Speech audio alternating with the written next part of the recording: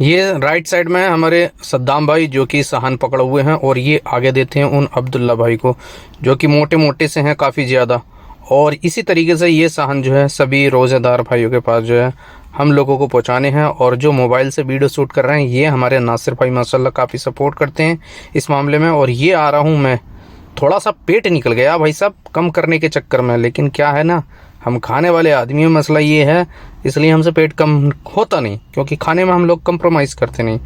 खैर उसके बाद से जो है अल्हम्दुलिल्लाह यहाँ पे मेरे तरह और भी सभी भाई जो है, काफ़ी भाई जो है मतलब कि यहाँ पर इंतज़ामात कर रहे हैं इन रोज़ादार भाइयों के लिए माशाल्लाह तबारकल्लाह। ये एक याद रहेगी, क्योंकि ज़िंदगी का कोई पता नहीं, कुल्लु नफ्सिन ज़ाइक़तुल मौत, तो इस तरीके की यादें एक बनकर रह जाती हैं इंसान के लिए।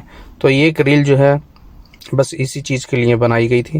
बाकी अल्हम्दुलिल्लाह काफ़ी सारे भाई हैं। ये आए हमारे सद्दाम भाई इस तरीके से, और यहाँ पर एक भाई से मुलाकात हो होगी, ये हमारे मसूद भाई माशाल्लाह।